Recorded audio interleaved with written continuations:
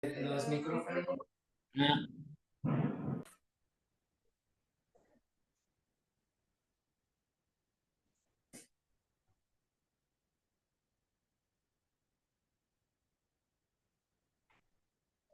Hola, ¿qué tal?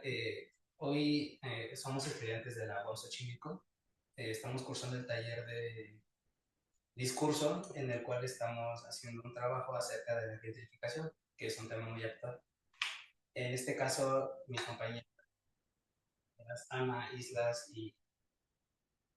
Apenas empezó, vuelve a empezar. Sale tranquilo, vuelve a empezar. Ok, entonces, ya. Hola, ¿qué tal?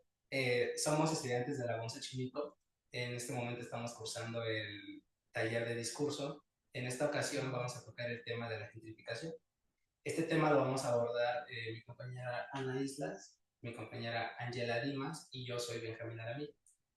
Vamos a empezar dándoles una breve introducción y también conceptos acerca de la gentrificación para que se pueda entender más y podamos avanzar en este tema. Mi compañera Ana va a iniciar con la introducción al tema. Bueno, pues la gentrificación es actualmente uno de los procesos urbanos más debatibles en las últimas décadas. Y pues voy a pasar con mi compañera Ángela para que les dé el concepto de gentrificación. Bueno, este concepto de gentrificación, la ONU la define como un suceso del proceso de renovación y de construcción urbana que se acompaña del flujo de personas de clase media y la clase alta, que suele desplazar a los habitantes más pobres de esta zona urbana. Bueno, como podemos ver de las características principales de la gentrificación, o lo que empieza ese concepto, es que estas zonas se caracterizan por estar ubicadas en una zona privilegiada. Suelen estar cerca de áreas verdes y tienen en algunas ocasiones y en su mayoría son zonas que estaban olvidadas, por decirlo de una forma.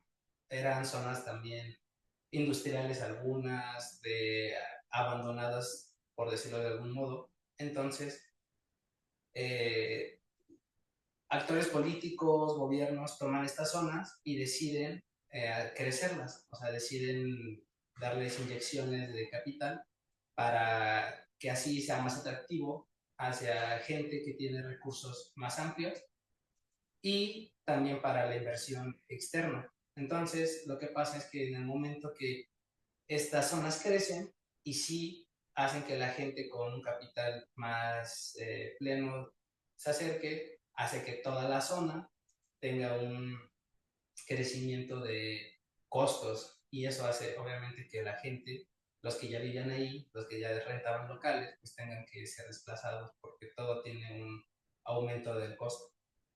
Pues en esta ocasión tenemos una serie de discursos de actores políticos en contextos de Latinoamérica, contextos de México y contextos internacionales. Aquí podemos ver cómo nos presentan este tema de la gentrificación, cómo nos lo venden y el tema aquí es que una vez que podamos analizar sus discursos, podemos nosotros ser más críticos.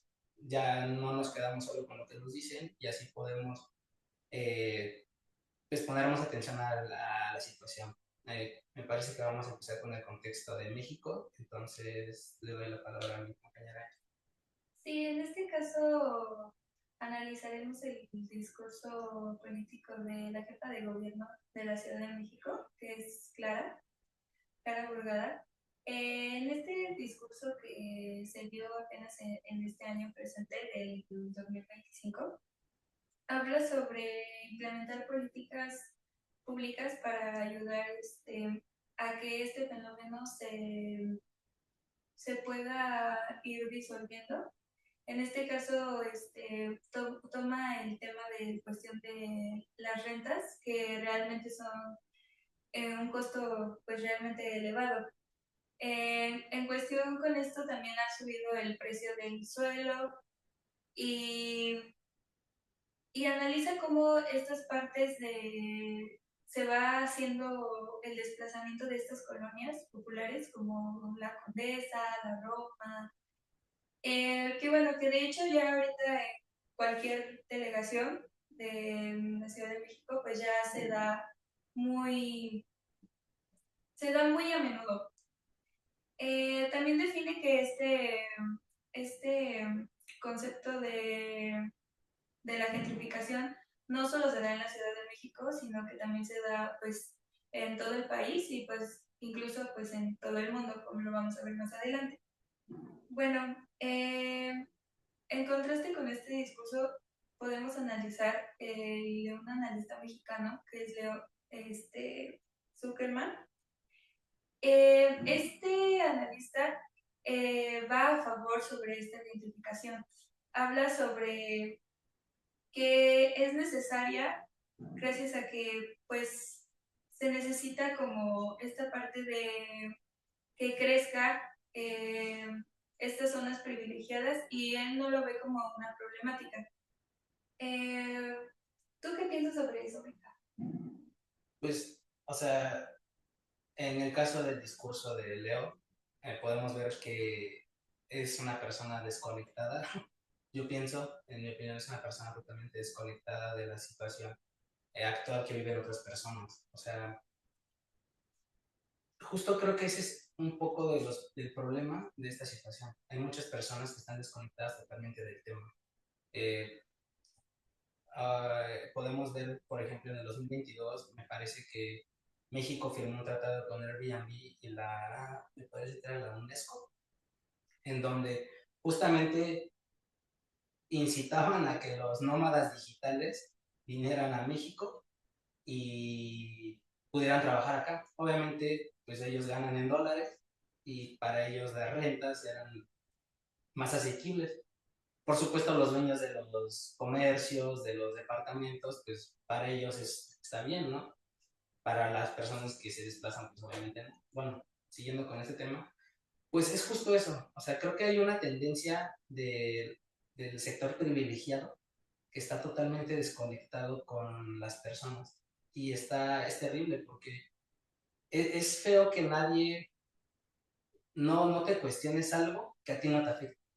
O sea, creo que justo algo que pueda hacer nosotros y todos como comunidad es pues ser empáticos, ¿no? O sea, también dejar de diosificar o idealizar tanto conceptos extranjeros. O sea, bueno, uno de los problemas justo de la gentrificación en México es que se destruye la cultura en muchos lados. Ya ven que, bueno, no sé si están enterados, pero fue muy popular un tema de que en esas zonas privilegiadas la salsa en los tacos ya no pica. Ah, sí. Entonces, suena tonto, pero es un síntoma de por qué tendríamos que cambiar nosotros, ¿sabes? ¿Por qué tendríamos que destruir la cultura aquí? Sí. Entonces sería mejor, o bueno, pienso que sería bueno que estuvieran más conectados todos, ¿no? Que fuéramos más empáticos. A ellos nada les cuesta pagar más y desplazar a los demás, ¿sabes? Entonces, pues obviamente, si me pienso que deberían haber más regularizaciones, porque el problema no es el extranjero, ¿saben? O sea, ellos no son el problema, ellos vienen, tienen el dinero y lo gastan. El problema es que no está regulado. Entonces pienso que sí quedaría en nuestro gobierno o cualquier actor político que tenga el poder o las manos de hacer algo, regularizar esta situación. Entonces, no sé si tú tienes opinión de esto.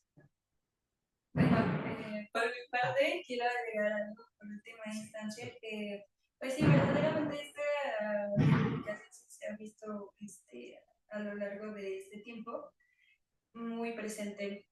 Un ejemplo también podría ser, por ejemplo, el de Mazatlán, Sinaloa, como los extranjeros pues realmente se enojan por esta tradición que tenemos como en Mazatlán de escuchar música banda y pues, o sea, eso ya lleva realmente pues años y se han visto videos, imágenes de información que los extranjeros se enojan por el ruido, pero y dicen, no, pues es que ustedes tienen que cambiar.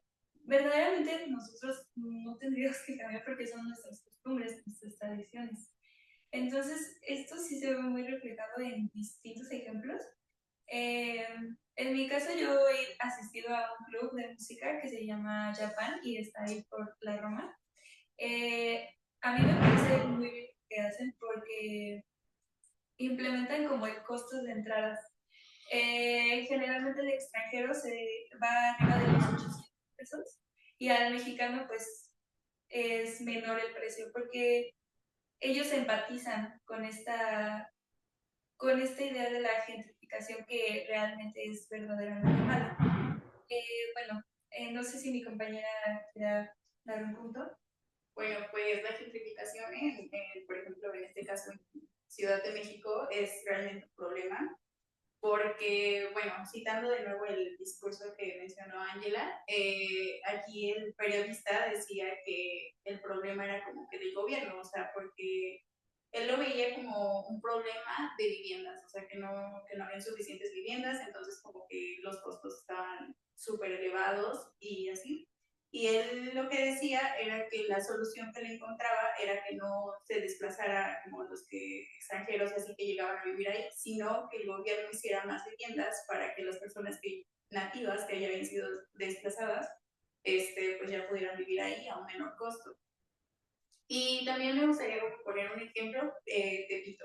Tepito es un lugar que antes era como súper peligroso y meterte ahí era, o sea, te van a robar o algo así, o sea, era considerado los lugares como que más peligrosos de la ciudad y ahora ya está como que ya hay tours que te llevan y te a conocer Tepito y, o sea, pues ya es un problema porque, por ejemplo, ya Tepito pues ya tenía su cultura, ¿no? O sea, por ejemplo, tenían ciertos bares, ciertas bebidas y cosas así, y ahora ya es como que ya son como para todo el mundo.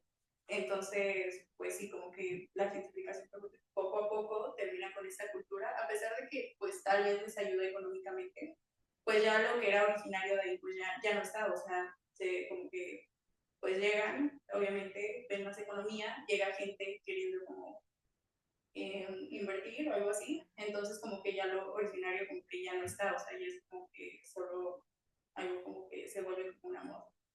Ok, bueno, creo que sería buena idea que siguieras con el contexto de Latinoamérica. Ah, claro, como ejemplo podría poner a Palermo en Buenos Aires, Argentina. Palermo era un barrio de clase media, pero también tenía como sectores populares. En los años 90, 2000, comenzó a revalorizarse por políticas de renovación. Aquí había intereses inmobiliarios y también la llegada de residentes con mayor poder adquisitivo. El caso es que esto se vio en Palermo, bueno, Palermo se dividió en dos, que ahora es Palermo Zoo y Palermo Hollywood. En estos empezaron a aparecer como cafés, boutiques, tiendas de diseño, productoras audiovisuales y departamentos premium, o sea, pues sí, como mejoras en vivienda. Y bueno, la economía creció y el turismo aumentó, pero pues obviamente también los precios subieron, tanto que muchos vecinos que pues ya tenían mucho tiempo viviendo ahí o algo así, tenían locales, pues sí, sus medios como de subsistencia estaban ahí, pues tuvieron que irse por los altos costos, ya no alcanzaban como que a pagar pues rentas o cosas así, y pues los comercios tradicionales tuvieron que irse.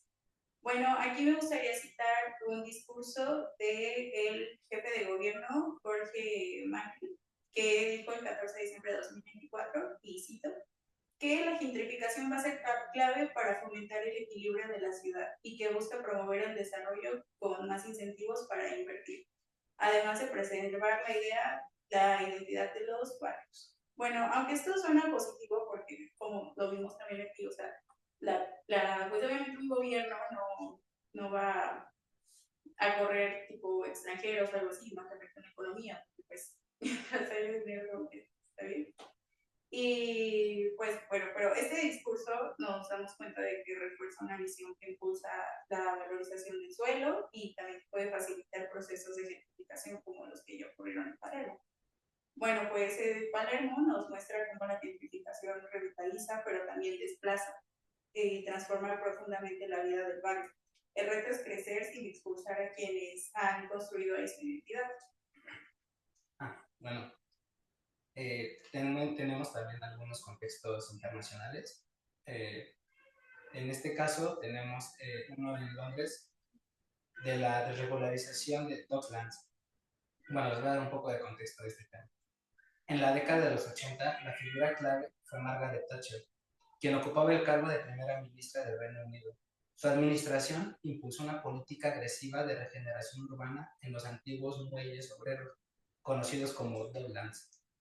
La estrategia consistió en crear zonas empresariales y una corporación especial que quitaba el poder de la decisión a los ayuntamientos locales para dárselo a los desarrolladores privados. ¿Okay? La política pública constaba de que el gobierno vendió la idea de que la zona estaba muerta y que necesitaba ser rescatada por el libre mercado. Se ofrecieron extensiones fiscales masivas y se eliminaron trabas burocráticas para construir rascacielos financieros, ignorando la necesidad de vivienda social para los trabajadores portuarios que viven ahí. Bueno, vamos a la cita. Dice, han transformado lo que era una zona abandonada en uno de los centros comerciales y financieros más emocionantes de Europa. Esto demuestra lo que se puede lograr cuando se libera la iniciativa privada. O sea, creo que en su discurso podemos ver que, como dice, zona abandonada y zona cruel, o sea, cómo desvaloran, le quita el valor, perdón, a la gente, porque esa zona estaba habitada y ya había negocios ahí. O sea, entonces podemos ver que la prioridad de ella era hacer un asentamiento totalmente, totalmente privilegiado, y con la declaración de zona abandonada, pues podemos ver que realmente nunca valoró a las personas que ya vivían ahí. Tenemos más ejemplos. En Nueva York, entre 2002 y 2013, la transformación de Nueva York fue liderada por Michael Bloomberg, quien fungía de alcalde de la ciudad de Nueva York. Durante su mandato se implementó una política masiva de rezonificación, así lo llamó él, que es el cambio de uso de suelo. Barrios industriales y populares como Williamsburg fueron resignados legalmente para permitir la construcción de torres residenciales de lujo. ¿Okay? ¿Cómo se vendió esta política pública? La alcaldía de Bloomberg vendió estas rezonificaciones como una necesidad para el crecimiento económico y la expansión de la base tributaria. La idea era hacer de Nueva York una marca atractiva para las élites globales, bajo la teoría de que su riqueza se filtraría hacia abajo y se beneficiaría. Habría beneficio para todos. Okay. La cita fue esta. Sí, esta está buena. Si pudiéramos lograr que todos los multimillonarios del mundo se mudaran aquí, sería un regalo del cielo. Eso fue lo que él declaró. Bueno, pues aquí el alcalde admite abiertamente que su objetivo demográfico son los multimillonarios. Esto explica la política urbana. Las leyes no se cambiaron para mejorar la vida de los residentes de clase trabajadora, sino para sustituirlos por personas de mayor capital. Es la gentrificación entendida explícitamente como una estrategia de recaudación de impuestos. O sea, pues él lo dijo muy claro, ¿no? Creo que yo rescato mucho cómo habla de la derrama económica. O sea, porque prácticamente todos la venden así. O sea, dicen, si vienen extranjeros con más dinero, va a haber derrama económica para todos. Sí, en teoría sí, pero yo creo que a un nivel muy bajo. O sea, obviamente si hay extranjeros aquí, compran negocios locales y compran cosas de aquí, pero pues realmente yo creo que los que más se benefician son los dueños de los consorcios, y el dinero se queda entre la gente de dinero. Entonces, nos la venden así porque suena bonito, pero la derrama económica nunca es tan grande. Bueno, pasemos por un ejemplo más. En Madrid, España, la venta de vivienda social a fondos de inversión. Okay. Este caso ilustra la financiarización de la vivienda pública bajo la gestión de Ana Botella. quien era la alcaldesa de Madrid. Su gobierno vendió 1,860 viviendas de la empresa municipal de la vivienda y suelo. El Fondo de Inversión Internacional Blackstone con las familias, o sea, vendió todo eso a Blackstone con las familias viviendo adentro de las casas, ¿ok? Ella presentó su política pública como que la venta se justificó bajo una narrativa de emergencia contable. La alcaldía argumentó que la empresa pública estaba en quiebra y que era necesario vender los activos, las casas de la gente, para sanar las cuentas municipales, tratando a la vivienda social como una mercancía financiera y no como un derecho humano. Ok, ella en su discurso dice, hizo lo que se tenía que hacer. La operación consiguió salvar a la empresa de la disolución. Ok, ¿cuál es el análisis de este discurso? La frase hizo lo que tenía que hacer refleja una frialdad administrativa que prioriza el balance financiero sobre el bienestar social, al traspasar la vivienda pública a un fondo buitre. Los alquileres subieron drásticamente y aumentaron los desahucios. La máxima autoridad municipal, en lugar de proteger a los vulnerables de la gentrificación, los entregó directamente a la especulación global. Bueno, pues la especulación me parece que es cuando se inflan los costos, ¿no? O sea, en el momento que alguien decide poner un departamento que antes estaba en 10,000 pesos en 30,000 y los demás ven que se rentó en 30,000, se queda una burbuja. Entonces, así se hace la especulación. El vecino va a decir, no, pues si él lo rentó en 30,000, pues yo lo voy a poner en 30,000 también. Y así se hace la burbuja, ¿saben? Y se contagia. Entonces, bueno, por último, tenemos un ejemplo de San Francisco en Estados Unidos. Ok. Se llama Twitter Tax Break. En 2011, la política de la gentrificación tecnológica fue impulsada por Ed Lee en su cargo como alcalde de San Francisco. Lee promovió una extensión de impuestos sobre la nómina específica para empresas tecnológicas que se mudaran a la zona de Mid-Market Tenderloin, un barrio históricamente marginado y de bajos recursos. Vamos a ver cómo Lee vende esa política. Okay. La medida en que se vendió a la ciudadanía como una estrategia de revitalización para limpiar la zona considerada peligrosa y deteriorada. El alcalde prometió que a la llegada de las empresas como Twitter traería un empleo y seguridad, sin prever mecanismos de protección para los inquilinos que ya existen ahí.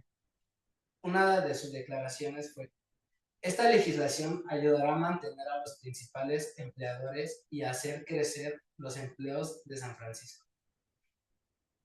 Ok, aunque el discurso oficial se centraba en los empleos, la política provocó una llegada masiva de trabajadores tecnológicos con sus sueldos muy altos al mismo barrio donde vivían las personas de bajos ingresos. Esto disparó los alquileres de inmediato, provocando una crisis de desplazamiento sin precedentes y convirtiendo a San Francisco en una de las ciudades más desiguales por su diseño gubernamental. Bueno, este fue el final de los contextos. Creo que en los contextos internacionales podemos ver que jamás van a decir voy a gentrificar la ciudad o apoyo a la gentrificación. Obviamente te lo venden de una manera bonita, pero investigando creo que denoté que no se prevén para esto. O sea, realmente no se adelantan a los peligros del desplazamiento. Entonces, bueno, ya pudimos ver que de qué se conforma la gentrificación. Y no sé si mis compañeros quisieran aportar algo. Sí, bueno, yo en mi caso podría concluir que verdaderamente estos actores políticos que dan sus discursos de gentrificación, por ejemplo, como nos declara que van a dar nuevas políticas públicas pues, para ayudar estos temas, pues verdaderamente no lo solucionan del todo. Y generalmente pues también se vinculan con estas empresas privadas obviamente para obtener más el beneficio, pero pues para la clase alta. Y se puede observar que pues la clase media pues realmente se ve desplazada de sus lugares de orígenes, de sus comunidades, y se me hace una problemática que se debe de atender ya, porque no se puede seguir, ¿cómo se puede hacer? Pues sí, enamorizando a la gentrificación, porque no, no puede ser. No sé si mi compañera quiera concluir algo. Bueno, por ejemplo, de lo que yo dije de Palermo, pues creo que no, pues como que no está bien para las personas que ya estaban ahí, les digo, eran clase media y fueron desplazados, o sea, entonces sí es un problema eso, que les quiten el lugar a personas que ya estaban ahí, que tenían sus medios de subsistencia para pues darse los que son, ¿no? Y que tiene pues más privilegios y así. Y pues sí es un problema porque, pues les digo, ¿no? Es justo desplaza la vida de esa gente, la cultura pues cambia. Y por ejemplo, cuando estaba haciendo esta investigación, me di cuenta que hay mucha información de extranjeros. O sea, la mayoría de casos eran extranjeros recomendando lugares o diciendo que era el mejor lugar para vivir y que se la pasaban ellos muy bien. Recuerdo mucho un artículo no recuerdo muy bien el autor, pero recuerdo que el blog se llamaba Gringo te enseña no sé qué, entonces era como, no recuerdo muy bien el nombre, pero era, ajá, de que un gringo te, bueno, ajá, era el gringo, sí, bueno, y el caso es que pues ajá, hablaba como que mucho de los mejores lugares como que en Palermo y de eso, ¿no? De que era como que el mejor lugar para vivir, que él se sentía muy tranquilo, que él como que ahí estaba bien, o sea, estaba viviendo y que era el mejor lugar, o sea, que salir como que de su país era como que la mejor decisión que había tomado para irse a vivir ahí porque había mucha cultura y así. Entonces, pues sí, es como que está raro porque, o sea, de información de argentinos casi no había, o sea, toda era como que la mayoría de extranjeros y mucha información, muchos anuncios sobre pues, ajá, rentas de casas allá, o sea, de como que actividades que puedes hacer en Palermo. Entonces, pues, por un punto, por una parte, creo que está bien que, o sea, pues para la economía como que algo ayuda, ¿no? Pero al final de cuentas, pues la economía no es como para las personas que ya estaban ahí establecidas, o sea, es más para el gobierno y cosas así. Entonces, como que, pues, ajá. Pero, pues sí, es un problema porque, pues, esta gente es como que eh, desplazada. Y pues bueno, creo que aquí el reto sería como que crecer sin expulsar a quienes ya han construido su identidad. Bueno, ya para terminar, aunque yo creo que no queda en nosotros arreglar este problema, queda en los actores políticos que tienen el poder para hacerlo. Creo que podemos tomar medidas como pues, valorar nuestra cultura, seguir consumiendo local, o sea, en vez de ver la cafetería que está de moda, pues consuman en negocios locales, en vez de ir por su rosca al Costco, vayan a la rosca de la panadería de su casa. O sea, dejar de idealizar tanto al extranjero, que no tiene nada de malo, pero no tiene, o sea, el problema es que en el momento que mucha gente idealiza eso, deja a un lado a la cultura. Y pues pienso que eso es doloroso, o sea, y creo que no nos cuesta nada hacer eso, no nos cuesta nada valorar esas cosas y es lo que está en nuestras manos. También presionar, o sea, seguir presionando a autoridades. Si, por ejemplo, tú vives en un departamento y eres desplazado o rentas un local y eres desplazado, sí denunciar eso, o sea, denunciar que te desplazaron, denunciar que la renta subió ahí, a lo mejor en el momento no es nada, pero es un granito de arena. Entonces creo que como sociedad nos queda hacer esos pequeños detalles y pues ya, creo que sería todo acerca de nuestro tema. Muchas gracias. Gracias. Gracias.